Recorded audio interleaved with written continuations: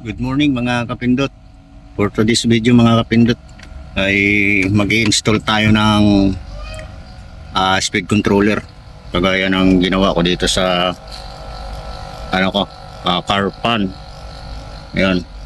So ito na yung nagdadala. Ito na yung pinaka-switch niya. Pwede mong hinaan, pwedeng lakasan. Tapos ngayon, ito magkakabit tayo ng panibago. Ito. Dito natin siya gagamitin gawa ng sira.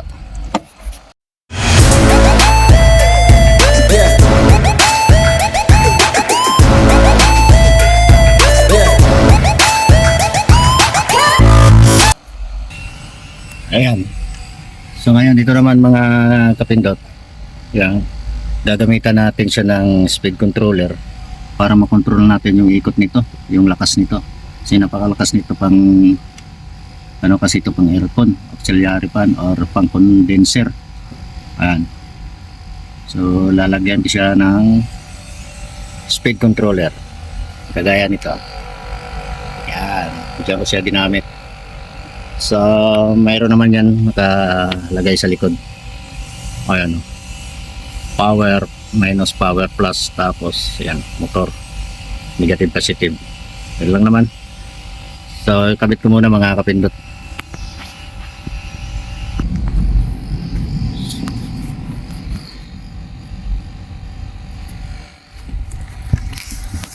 Boy!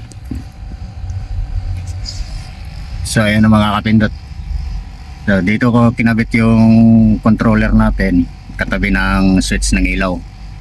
So ayan yung wirings natin.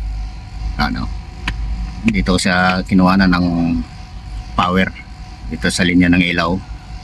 So yung light natin papunta yan dito sa ating speed controller, yung galing sa main source punta sa speed controller, tapos yung out niya, yung out nito papunta naman sa ating motor. Yan, negative positive din papunta dito. Ayan. So ngayon susubukan natin mga kapindot. I-on lang natin. Makikita magpupula yan yung power nya. Ayan o.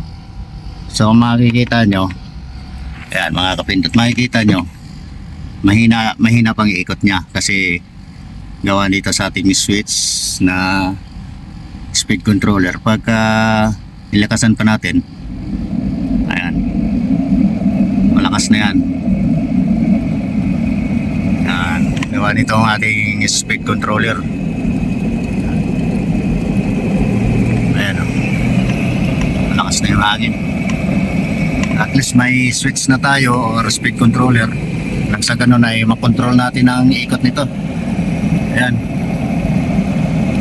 Kasi kung wala itong mga kapindot, wala itong speed controller na to, pagka nilagay mo dun sa power, direct mo, tapos lagyan mo lang ng switch, napakalakas ng ikot nito mga kapindot. Napakalakas. So pwede mo pa itong isagad.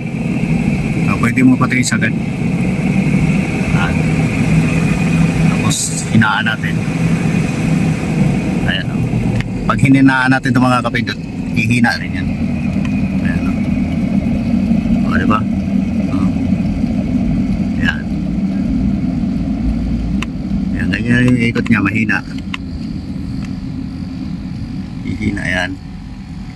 O, tapos patayin natin. O, diba? So may control na tayo sa pamamagitan nating speed controller. Sa online ko lang din to nabili mga kapindot. Ayan. So yun lang mga kapindot. Pagka may mga ganito kayo, auxiliary fan, pwede nyo i-convert na ganito. Kagaya sa ginawa ko, basta may speed controller lang kayo mga kapindot, goods na goods yan. Ayan. Temporary, wala pa kasi akong nabili na expansion valve para sa aircon na barado kasi palitin na. Ganito yan ginawa ko. Yan, ganyan. Ayan. Diba? Tibay niya mga kapindot. So yun lang mga kapindot. Yan. in-invert ko na lang. So yun lang mga kapindot yung video natin ngayong araw. Pinakita ko lang sa inyo kung paano natin makontrol yung ikot ng auxiliary pa natin sa pamamagitan ng speed controller. Yan. Iniulit-ulit ko lang mga kapindot para ano. Sa online ko lang din to nabili mga kapindot sa TikTok. Yan.